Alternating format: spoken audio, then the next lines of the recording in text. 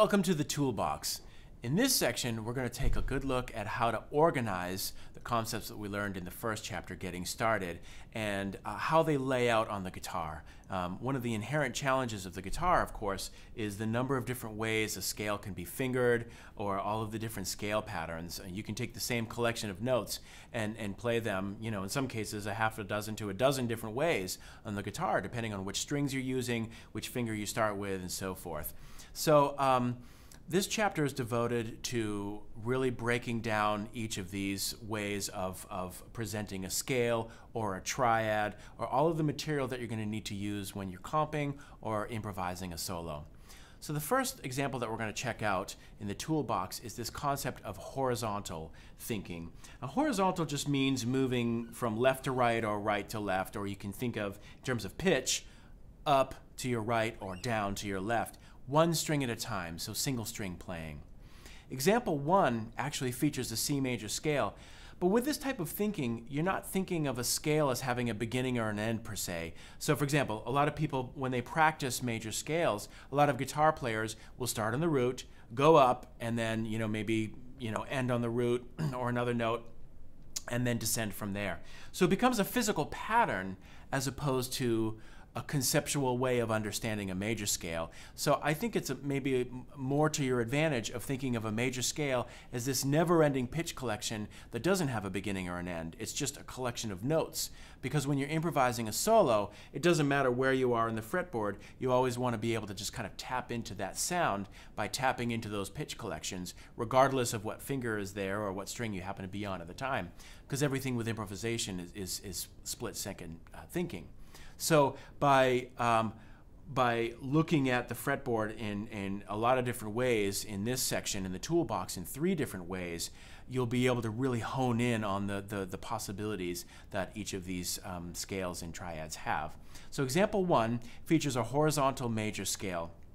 The lowest note that we have in standard tuning is an E that is found within the notes of C major. So we're going to start off this scale with a low E, just because it's an available note. Now I think the point of this again is to remove any reliance on muscle memory or fingering patterns or scale patterns that you learned, and just really focus on the notes of C major. So to that end, it might be helpful to just play through the scale using one finger, because you're focusing on the sound and the location of the note on each string at a time. So we're just going to use one finger for example 1. So I'm going to play the notes of C major scale. F is the 4th.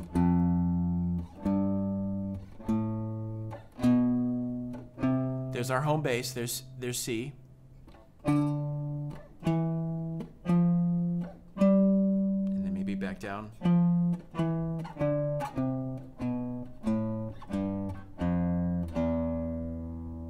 And then maybe a C chord for context.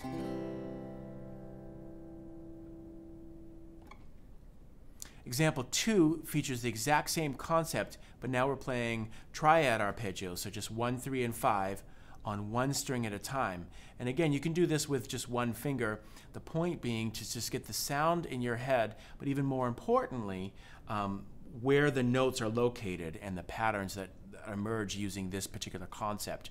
So here's example 2. I'm just going to play them with the index finger. We're just going to use the notes C, E, and G and play them on each individual string. So here we go.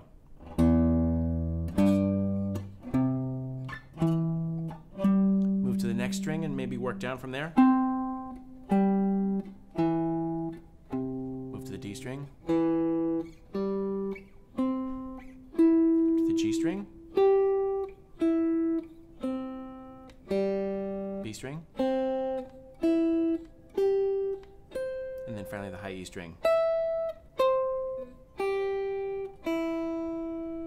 And you might find it helpful when you're practicing the triad or the scale to actually say the triad degrees or the scale degrees to orient yourself. So for example, if you're playing the scale, you might want to go 3, 4, 5, 6, 7, 1, and then make a mental note. Oh yeah, there's the root, there's the tonic, there's my home bass, 2, 3, 4, 5, etc., etc. The same thing with the triad arpeggios, maybe 3, 5, 1, 3, 5, 1, 5, 3, 1, etc. from there. Now example 3 adds another little element of challenge to this by playing double stops. So now all you're doing is combining two notes within the triad from example 2 together. And we get some really cool double stop shapes that emerge. So example 3, we're going to start with our two lowest strings and then move up from there, all moving horizontally. So example 3 is...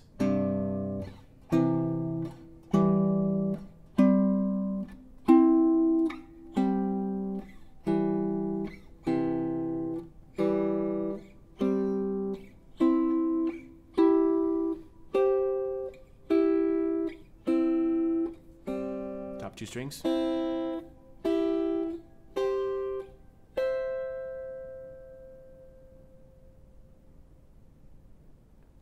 Now we can take it even a step further by adding a third note, which gives us the triads and all of the inversions. So we're taking the same concept from the previous two examples and now just adding a third note on top. In this case, we'll actually start with a second inversion C triad in closed position. It's a great sound. It's really earthy. It's nice. Okay, so here's example 4, moving through the triads 3 strings at a time, 3 adjacent strings in a horizontal manner. Next string set. Next string set. Top 3 strings.